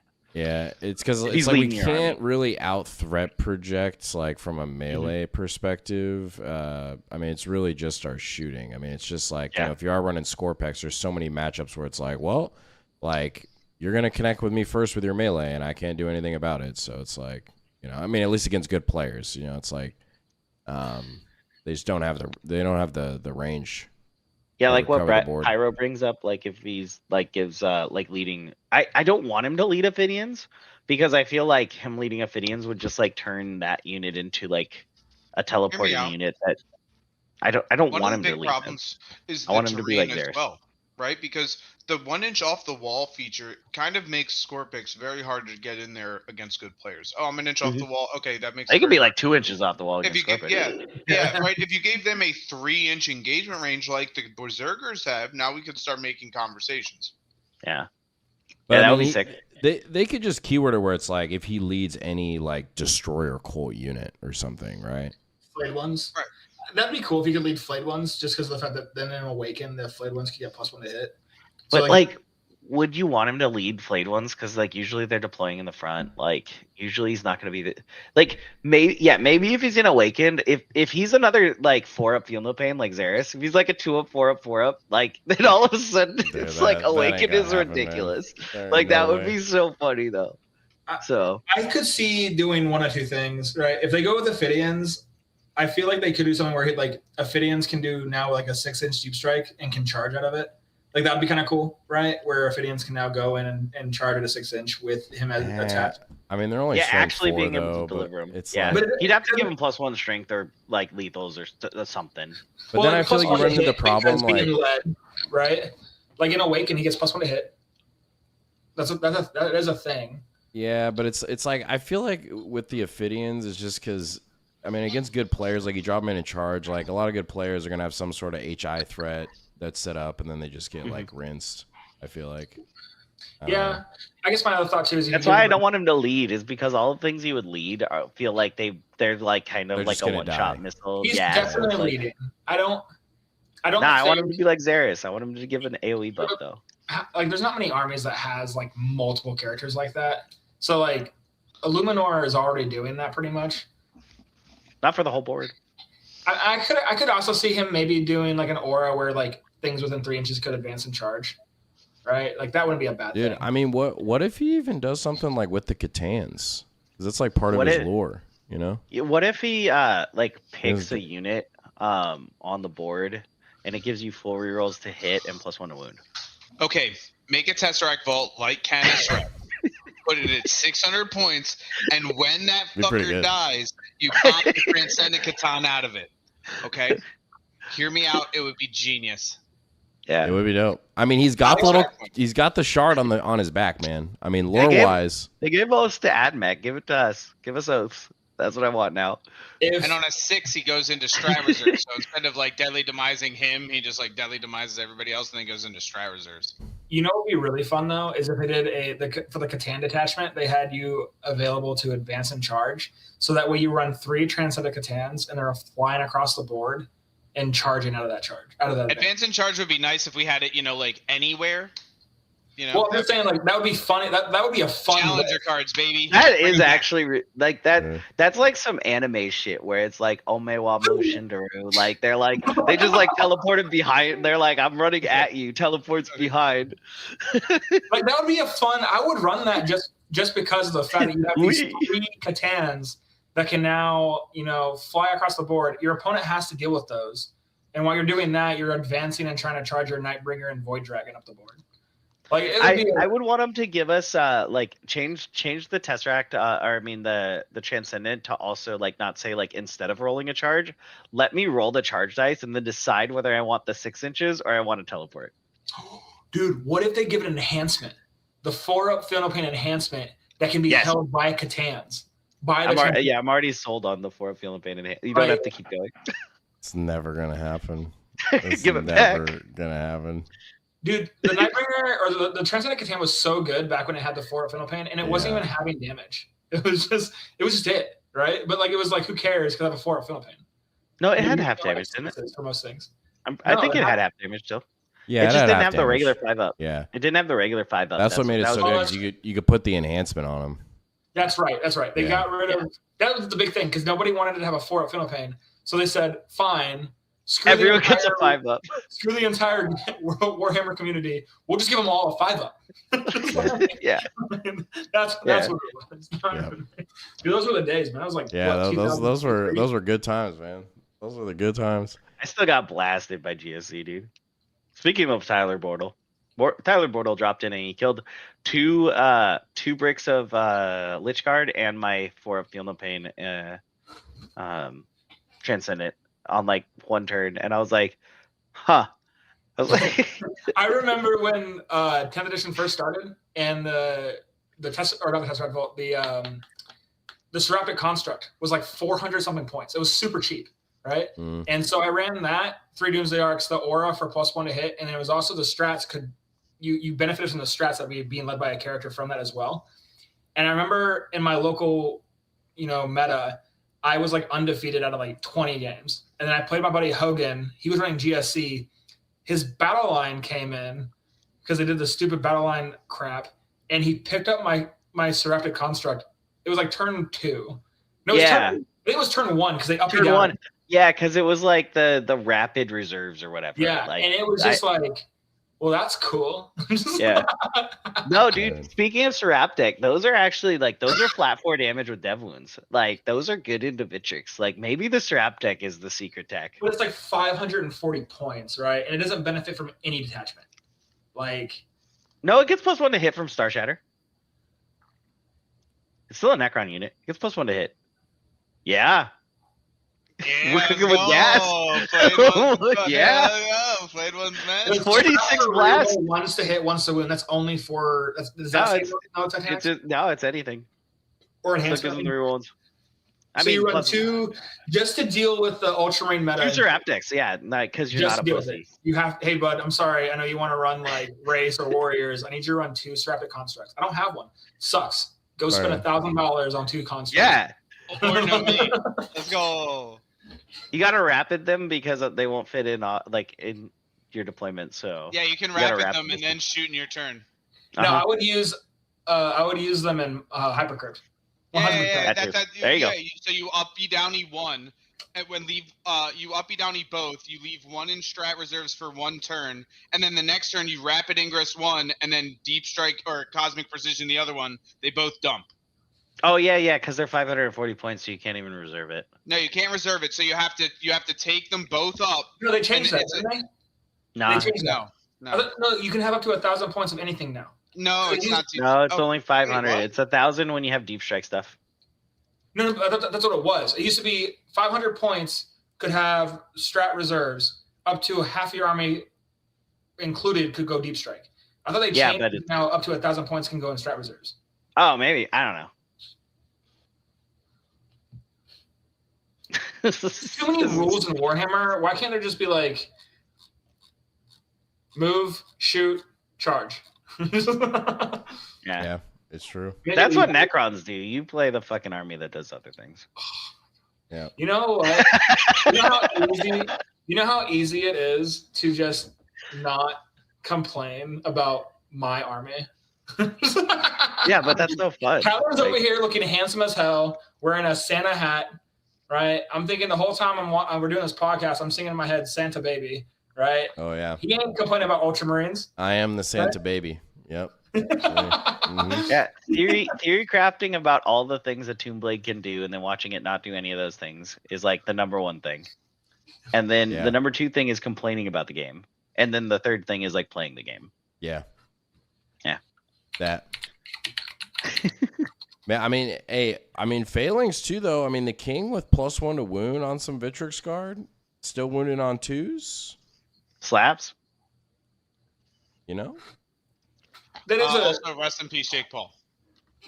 Like when I was playing my sister's buddy, that's why his meltas did so good in me, because his sisters, I killed like one thing or something like that. No, it wasn't even that. It was like if I'm on an objective, they get +1 to hit, +1 to wound, and so his meltas were winning me on 2s because they ignored that. It was like hitting me on 2s, winning me on 2s, and then he rolled nothing but 5s and 6s because that was awesome. Because like the king in failings, I mean, he would pick up a unit by himself, like no problem. I'm pretty sure. Yeah. Which you're gonna, Well, if they AOC, they're still saving on 4s. So I feel like with his shooting, charge, tank shock, melee, I feel like he wipes the unit. He should. Yeah. In failings. Literally. I don't know. That failings list is good. I think it's very. I mean, it's. A Knight Gallant is 300 and some. What happened? How is a Rapid Heavy Construct 540 points? Somebody tell me. He said, "How did we get on a Knight Gallant right now?" I'm sorry. Like I was just looking at it. Like what in what world is any knight sub 400 and a Seraptic Heavy Construct is over 540 points? Dude, the construct is a monster. It literally will pick up an entire brick of like anything. It will pick up a Victor's Honor Guard in one activation. It's hilarious. It can't walk through walls. It's 46 shots. It doesn't matter. It's 46 shots with dev wounds. And blast. And blast. So it's on average, you're rolling 3, 6, 9, 12. I think it's blast. 16 shots on average. It's 46, but it's two guns, right? So you only get so you get +2 twice. Yeah. So and you can re-roll 2 of them because, I mean, like if you roll them separately, if you slow roll them and you roll low on one, you can re-roll both of those 2d6. So 14 shots, let's say you run it in Hyper Crypt, right? So you have the Summit King, I guess, right? So like re-roll you're hitting 10 times, you're wounding on 2s, no 3s, re-rolling 1, so you're wounding 8. 2 of those are dev wounds, so you kill 2 instantly, and then it's AP 3? So I think it's AP3, yeah. Yeah, so then every other one that's a 5 up is gonna pick up another one. So you pick up like 4 to 5, 6 if you roll hot and they don't. But you're gonna AOC and have cover. Yeah, well, cover will be. Yeah, cover's tricky because it's like so big and it can come in because depending on where it comes in, you might be able to get some like towering shots. Towering might be able to do some work with it. Regardless, if the model is wholly within a terrain feature, it gets covered whether you can wholly see it or not. Yeah. This is true. Where would I find reserves? Probably type in reserves. Yeah, that might be. I did try that. Oh, you did? I tried. I'm just making sure. I don't know. You play Ultramarines, dude. Like. The caveat is if it had deep strike, you could do it. You can't do it because it doesn't have deep strike. So this still says 500, but I don't know. They don't change anything in the actual core rulebook. So I'd assume you'd have to do.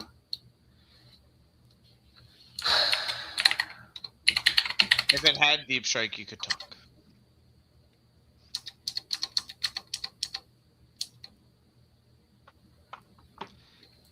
Somebody said chapter approved mission pack. So you can now take up to 1,000 points or whatever you want. Nice, let's go. I'm taking it. We're running it. Do you think it'd be fair Yep. for Necrons to have advance in charge? About as I Yes. expected. Who's Yep. the 20%? Who? Obviously, Daniel just voted. 20%. Yeah, I The mean, same just- person who ruled that we All right. can't use Yeah. 2 rounds. Anybody here ever watch sports? You know how now like sports shows, sports talk shows, they always have There's that gonna one be an person who FAQ. disagrees with everything. That's Oh, are you Nick, We're gonna right? FAQ Are you the tomorrow. Nick, right? Like, Necrons will never get advance in charge. It's like, okay. That would be hilarious if they just announced that for Grotmas. They're like, Grotmas, Necrons don't get advance in charge. Everyone, We'll you're never welcome get it. except You're- Necrons. Yeah. Like that's the Grotmas reveal. I knew I heard about it somewhere that you could put 1,000 points. You can't put 2 constructs in reserves, right? So like, Well, yeah. No. no. So you put one in reserves. You put one on the board, and like in teams, you're hoping you get mapped. You have to get mapped. So wide. it is confirmed you can put half of your army just flatline. There is no Yeah. restrictions now between deep strike and strat reserves. Yes. Just to be perfectly clear. What I'm saying here, it just says you can put half your army in reserves. So you would put 1 construct on the board to uppy downy, turn 1 or whatever, and then the other one would be in reserves already. So now then you'd have 2, and then you'd have to 3-inch deep strike 1 turn. You'd probably just do 1 each. Just say fuck it, like, or 6-inch deep strike. Well, so you'd still have to rapid ingress it so that way you could shoot it in your turn. Well, no. So if you're doing hypercrypt, you don't need to because you're Yeah. I thought you could only use cosmic precision on things that were using the hyperphase rule, which starting a unit in strat reserves is not using the hyperphase rule. I don't think that's a thing. I'm gonna Double do this check strat. that. I think it says you can use a cosmic precision on a user using the hyperphase rule. Yeah, I think Steven's right. I think you have to. Yeah. Are you talking about like bringing up stuff like turn Using 1? cosmic precision on something in strat reserves that started in strat reserves, I'm not sure Yeah. if you can do that. Yeah. Well, there goes my entire game plan to kill. Because Sorry. it has to. Yeah, it has to arrive via hyperphase or it has if to have deep strike. Yeah. Right. Yep. Oh, okay, no. Or is using deep strike. So like you could have a monolith in reserves. Yes. Yeah. Yes. Yep. If So- it has deep strike, you can use cosmic precision, but if it I knew doesn't, there was something about it because Ulyss would run 2 monoliths, and then I don't think he ever had them both on the board at the same time. yeah, right, Yeah. exactly, Scarecrow. It has to start on the board for hyperphasing to apply to it. So, but you can still rapid ingress it, and then you can pick up the other one and cosmic precision that one. Well, I don't know if you guys knew this, but the construct's a character, so I can give him the enhancement that gives him deep strike. So, Oh. Wow. Steven, are you looking that up? I was lying. I was joking. No, I'm not. No, looking. Ross. He was was looking at his just phone. checking out. He was just checking out the advanced in charge poll. I was like, totally kidding there. No, just. I mean, if it's a character, I'm giving it the reroll hit rolls when it comes in from deep strike, for sure. Man, that's a great poll. That's just a great. 82%. I have never felt more understood than right now. Yeah, me too. You know? Yeah. My For people. the record, I voted yes. Yeah. Okay. Should we do grenades next? You know, Yes. just go down. I Go down. agree. Even more greedy. It makes no sense why Necrons don't have grenades. Anywhere. Has people who like played Warhammer and make the people who makes the rules for Warhammer, have they never played Halo? Do they not know what proton grenades are? Yeah, that's true. That's all Like right. That's literally actually the what I was most thinking. advanced mechanical race has an understood concept of throw thing go boom. Okay. Oh man, you know what really would have killed Bitches Honor Guard before they freaking put their fist in it? Was the Immortal brick with the Plasmancer back when the Canoptic Court could run it and they could have all the dev wounds. Oh, we lost Steven's audio. Steven, you're muted. Ross. I must have coughed. Yeah, I Dude, said that was sick. I must have I one shot a Baneblade when that was still around. I was at a 60-man GT when the Codex first came out, and the TO, like he knew who I was or whatever. He asked me to go like round 1 and help. My game was over, and he asked me to go help the other Necron players who with their rules. and I was walking around helping the Necron players who had questions for the rules, and one of them was rolling 5s and 6s for the dev wounds. Because, the Plasmaster gets critical hits of 5s and 6s. Yeah. And I had to explain to him, I was like, hey, man, just so you know, the Plasmaster's critical hits of 5s and 6s. And he's like, yeah. Not critical wounds. And I was like, yeah, but like, how on earth did you just deal out like 40 mortal wounds? And he's like, 5s and 6s. I was like, yeah, that's still a wound. But the strat was so ridiculous at the time that everyone was like, yeah, probably he did 47 mortals, whatever. Yeah. There was another dude. It was cracked. It was. This dude was moving the Nightbringer and Scarabs through walls. His whole list was basically the Nightbringer and like 18 Scarabs, and he was running them through walls. And I was like, hey, man, that'd be good. They can't do that, right? And he's like, why not? And I was like, well, Scarabs have Swarm. They don't have Infantry or Beast, so they can't go through walls. And that is one of the dumbest rules in 10th edition. Like, seriously, thematically, it makes no sense. Like, I think the fly is the dumbest. Why did they get rid of old-fashioned fly? Like, imagine how much we would not be bitching about Necrons if the Catans could at least go through walls. Like, true. Well, I mean, that's fine. They But, just like, play I mean, walls. Swarm. Like, I mean, they're, like, literally bugs. Like, how can they not just, like... It makes no sense in a world where a Canoptic Wraith can move through walls with a Yeah. Technomancer, but a And these- Swarm can't. Yeah. it was a beast. Yeah. Yeah, they're beasts. Beasts can move through Well, walls. Right, but I'm saying there's no... It doesn't, lore-wise, it makes 0 sense for a Wraith to be able to go through that wall, whereas a Swarm, a Scarab Swarm, can't. Lore-wise, Wraiths can go through anything. And so can a Scarab this big. No. Like a Wraith, like literally phases through things. Like that's I'm the gonna whole mess up thing. this name, but Diagon. I'm not gonna try. Hey, In that's 2.7. If the book was like the game, what if like every turn you had to roll a dice, and on a 1 you became like you had the Flayed virus, and you started to attack your own people. It's like, Yeah, no, just make it go. like Karn, so it never comes up. It's like if you're not in combat, then you like lose a model, and it's like that's fine because I'll always be in combat. Anyone here play Necrons back in 4th edition? No, Nah, just 3rd. So wait, really? Mhm. So back in 4th edition, we'd phase out.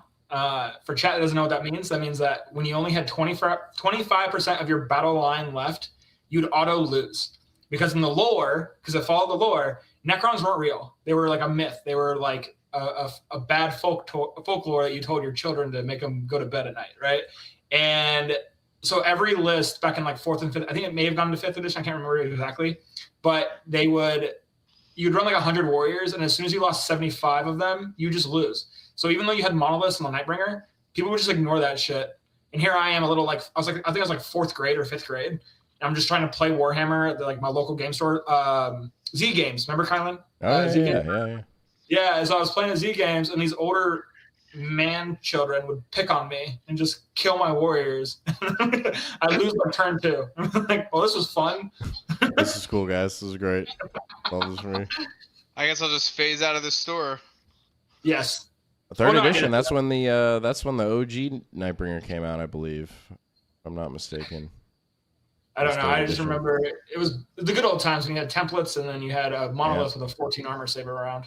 Yeah, And buddy. then Goss would glance no matter what. So like your warriors are just glancing every vehicle. Dude, I wonder if the Nightbringer. I know I keep saying it, but like if baseline he was just move 10 with deep strike, but he's on an 80 mil. no, isn't he on like a fucking like? He's on like a It's the same as the Fulgrim Void- base, right? it's the same as the Void Dragon, most likely. Yeah. Void Dragon 100. I think it's 100. I don't know. Rhoda, you have my I'm looking right now. You have the Void Dragon. What size is the base on it? It's 80 mil. I Yeah, don't maybe. really think Maybe it's Maybe. deep strike. I could see why they would give it move through walls and enemy models as if they weren't there. Right? Yeah, like I think the thematically, I one- feel like. Sorry, my bad, Colin. Oh no, I was just gonna say. I mean, thematically, if any of them are gonna have deep strike or doing something like that, it should be the Nightbringer. Like, I think the one reason why the Nightbringer would be in everyone's list is if they had 2 specific rules. One, that it could move through enemy models and terrain as if it went there, and 2, it could advance, fall back, and charge. If it could do those two things, and it could probably be 350 points, I'd probably still use it in every list because you still have the tankiness of the Catan, but now you're just like, I'm going to kill something. Like it will happen. And there's also like 3 Scarab bases there, so he should have like 24 wounds. Because it's Scarabs. Yeah. He's like done. You know what's funny is like if this was before I learned Ultramarines and everything and like picked up Ultramarines, I'd be the same boat. I'd be like, man, that's bullshit. like what the hell is this? I don't know. Yeah. I hear you. Like, it's tough because I do worry. You know, I hope like Nightbringer doesn't get like the Fulcrum treatment where, you know, it's like this just amazing model and then it's just like, man, what did you guys do? But you know, if they want to sell the model, I think they know it. I mean, you just keep basically his data sheet the same and just make him move faster and give him deep strike and if Games Workshop likes to keep theme, they're going to start things off very strong and then tone them down a little bit. I believe that a Catan detachment is the exact way to do that to us. They're going to either start us off really strong in this Catan detachment and then nerf us into dust after a couple people win a couple things they shouldn't. Or they're going to start it off too low, like they did with maybe Emperor's Children at the start, and then it'll get its glow up phase a little bit later. Make the Catan detachment like the Demons one, where you can like come in within 6 inches off of an Overlord because they're Pokemon. So you can come in within 6 inches off, like within 6 inches of an enemy, as long as you're within 6 inches of like an Overlord. Yeah. So like the Overlord just like throws the Pokeball, and you can do a 6-inch charge. Not the Volt. What's the other version of Volt? The Obelisk. Obelisk, dude, that thing's funny. Come within range of an Obelisk. Sure. And Obelisk have deep strike, so you could just be like, "Hey, I'm gonna 6-inch deep strike this freaking Obelisk, and I'm gonna deep strike my." Better way to sell obelisks right now. Nobody has touched them. I don't care. Just let me come within 6 inches and charge you with my Nightbringer. I'm kind of worried because I didn't know about this whole 5,000 year thing or whatever it is. 5,000 year. But I'm kind of worried that we're gonna get like our hopes up because I am gonna be playing Necrons soon. I'm gonna be getting my army, buying a new army or whatever, and doing all that stuff. I am worried we're gonna get super excited about these new detachments, and they're gonna do exactly what they did to Guard. I don't know if you guys remember when 9th went to 10th, but right before 9th ended, they came out with this whole Guard detachment. You had to like buy the special edition codex for it as well, and then 10th edition came out. Yeah, that is about to happen, isn't it? But yeah, that's why I'm like so stoked on like Necrosaur Amintar, because I feel like he's gonna be kind of like the thing that he'll carry over. DDAs are already juiced. If you're not running DDAs right now and like a lot of detachments, you're doing it wrong. Yeah, DDAs already are as strong as they probably should be. I truly think like even though the Victor Honor Guard is tanky and can kill anything, I do think that like a lot of armies can't compete with the Necrons like damage output. Like when I was at Cherokee on stream, the guy mentioned that in the stream about like, and it could be true, where people go against the warrior brick and they expect you to be able to kill everything on the board, but then you don't, right? But they stay back because they think you're going to kill everything on the board, right? Where it's like, that's what Necrons are, right? We have 6 flat damage. Everyone else has D6. It's like, what's that one? You only use 1 or 2 of those in any real list. You never really use that flat 6 damage Locust Heavy Destroyer, apart from the Hope and a Prayer shot like as an action junkie. That guy's sick though. That guy will roll you a lethal hit every time. You only need one. You only he does. He rolls me a lot of lethals. If it connects, you only need one. He's just like, pew. Like, in all honesty, if you run a unit of 3, a unit of 3 will pick up a Victor's Honor Guard model, if not 2. Because everyone that goes through is just killing a dude. Yeah. You know what else picks up Victor's Honor Guard? A Nightbringer with advance and charge. But not if he rolls a 1 on his damage. Yeah. I don't think like they're Nightbringer could get really scammed going in. I mean, it sounds glorious, but yeah, it's just. I could, and then I think that the 11th edition coming out, it's supposed to come out next year. So like with the 11th edition coming out, we don't know if they're gonna redo like everything. So. Like Borderline, I guess you would AOC, so you're saving on. It's like Just thinking about the Nightbringer right now going into Victrix Guard. It's like you can get It is scammed worth on the damage. Like, is a sweep almost better than? No, Yeah, you do the big attack because we're not -1 damage. We're just Swing minus. save- Yeah, I guess 'cause it is AP4. AP2. But it's Yeah. the -1 to wound, so it's like It's you're the Yeah, but if buffing they his threes, yeah, so like- the problem is if you declare, you have to declare what you do first. If they save the Armor of Contempt for that, and you say I'm going to do the sweep profile, you've just effectively given yourself AP1. Yeah. Like they're going to Armor of Contempt you, and then you're not going to hurt a single one. Well, you will. You'll kill like maybe You 2, kill, yeah. but like with the big attack, you're gonna kill 4, if not more. Because of the Maybe. fact that it's Unless you roll a couple. It's the twos. wounding on the threes, man. It's like you're gonna get like 5 hits through ideally, and then you get like 3. I mean, Well, you probably get 7 hits, right? It's 8 attacks, right? It's so you No, get it's 7 The hits. melee, it's 6. it's 6 Is it attacks. Yeah. So 5 hits. Oh yeah, 5 hits, 3 wounds. He said, "Oh yeah." If you're within range of the king, it gets a little I was better. in the but- lion, bro. Have you guys seen the lion stat? You want to complain about Ultramarines damage output, dude? The lion will pick No, up. we're just complaining about Space Marines. That's Yeah. fair. The lion Yeah. is We're freaking. just complaining No, about I was talking power about the armor. lion You earlier. guys are all in the same big blueberry boat. I wonder about Tau and Those are just rotten Riptides. blueberries. Yeah, they're just rotten blueberries. Tau and then there's, Riptides, flat red 4 damage. blueberries and- You know, Tao's in a rough spot right now. I don't think they're Despite- bad. I despite don't what- think they're bad. I don't know. Christopher was trying to sell me on them, but they didn't win. Let me look I mean, at their in teams, I crisis. think they're pretty good right now. Honest, I think. I Their love price their is Mortal so Bomb good. with the Rampagers, but you have to be a The high-end Rampagers player. are Chris good. is a great player, so Chris can Yeah. make it happen. But apart from like high-end niche players and in a niche scenario like teams, I just don't see the Tau performing very well. Yeah, because I guess Rampagers could do a lot of damage. They're all AP1 though, so like all of their It's things. the are Mortal gonna be Bomb. saving. Yeah, the Mortals Mortal could pick up like 2 or 3 of those guys, like depending on how many they roll. Never mind. Crisis suits cannot do it. No, not even close. No, It but would the have to Mortal be Bomb on Riptide. Rampagers can like put out like 12 to 18 mortals. The Riptide, you said? Yeah, That's what Riptide I'm flat saying. 4 Really- damage, with, Riptides and are he'll have flat Dev 4 wounds. now. Sure. And devs, yeah. Yeah, they Uh, And devs. But Oh, the Dev Wounds is like a Forge Fiend Dev Wound. Yeah, once per game. yeah, once But per game. I mean, you'll just do it. Yeah. Any closing thoughts, boys? Necrons are not C tier. Blasphemy, egregious. Give me at least a B plus. Thank you. I'm gonna pass my course. Have a I'll good give Kyle, I'll I got give one him a for B you, buddy. plus. I can't put him in the A tier though. I can't. I'll take Nah, B we're plus. not A. Yeah. Kylan, I got you.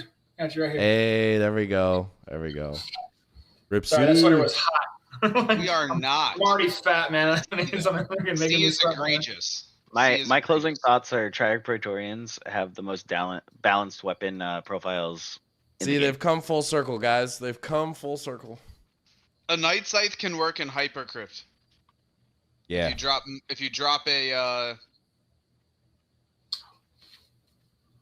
warrior brick off. No, the problem with Night Scythe. Okay, now you guys got me going on a tangent. The problem with Night Scythe is because you have to deploy off the base. The warriors don't have a long enough range to get everyone in range, so you're only like at max shooting like 17 of them, which isn't bad, but it's still not like the whole unit. So only like 85% of them. Yeah, it's true. Like you can't get the whole unit in because That's why but all you have to do is get the techie bro in there. Yeah. What about Doom Scythe? Doom sites are also viable in Hypercrypt because you just drop them off turn 2 bomb. Yeah. Well, Yeah, Doom Sights are funny. They have true line of sight. They can't- ignore terrain features. Yeah, Doom T-Vaults Sights are really can hurt fun too. shit. I need to get one. but you'll And make them all hit on 3s their next turn because they're not going to take the 5 critical hits. Yeah, but then you So- can hyper phase them so they don't actually fly off the board. Yeah. So you're running 3 of them because you're going to have the enhancement.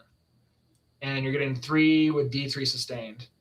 Yeah, and they have to So- declare take cover or stand your ground. And if they stand their ground, that's the first time they've ever done that, and the last time they'll ever do that. They're going to take the -1 to hit, which against Space Marines can actually be pretty good because they're going to be hitting But on then 3.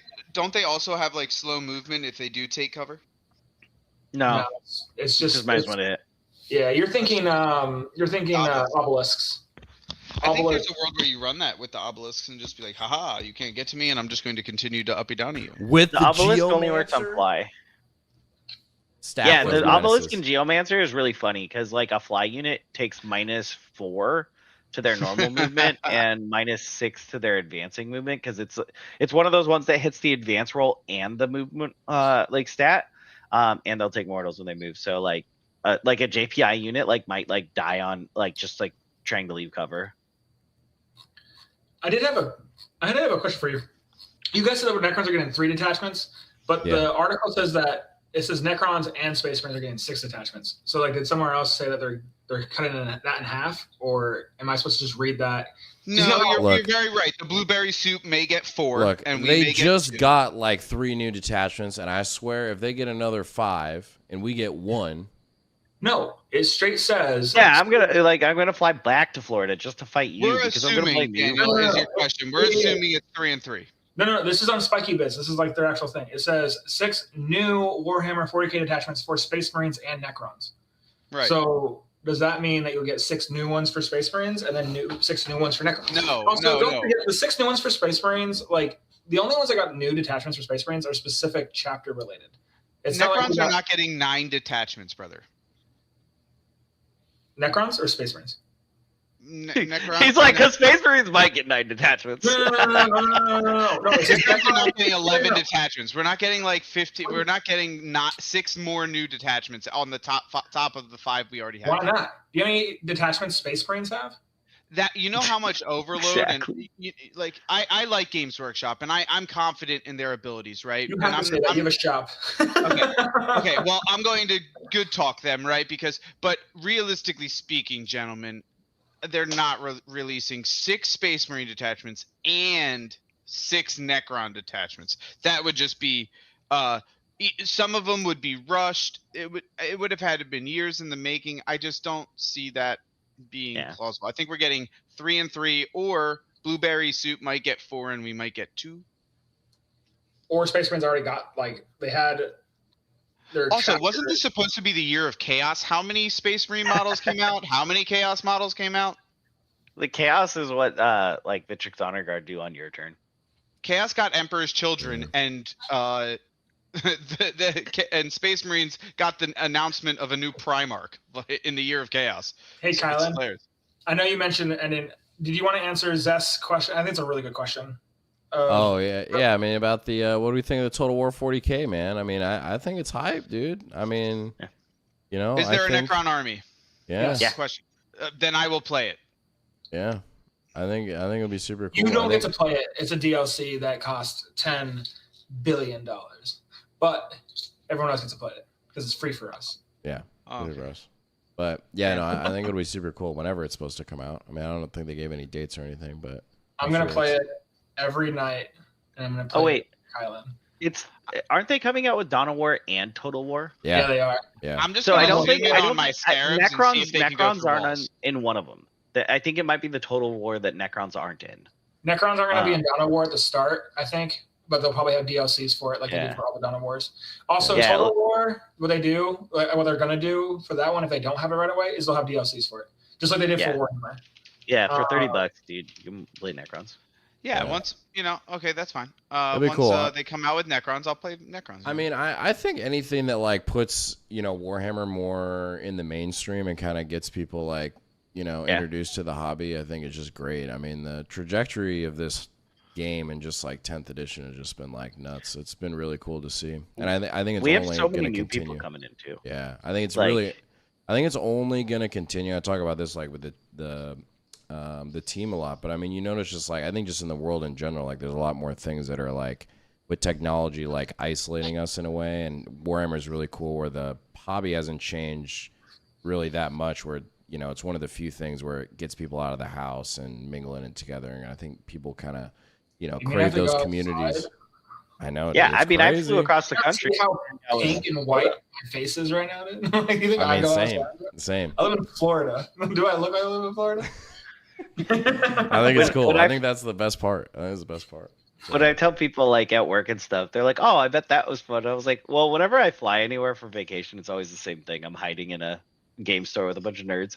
Like, It's just like where are we playing this game? But yeah, Yeah. I mean, I flew across the country just to stay with my buddy. So My wife's asked me So- like what it's like at a tournament before, and I tell her like if she ever goes to like a McDonald's again, go to like the back area where the chefs are at and just take a good whiff, and that's pretty much what it's like.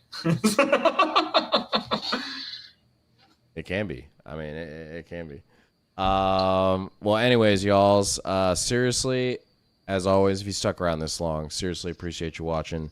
Happy holidays, Merry Christmas, all that good stuff, whatever y'all celebrating, and New Year's, all that sort of stuff. I don't know when we'll be back, but you know, maybe sometime soon. But yeah, you guys just have a great time, and as always, we will catch you in the next one. Good night, y'all. Good night, guys. Dun, dun, dun, dun, dun. I swear my wife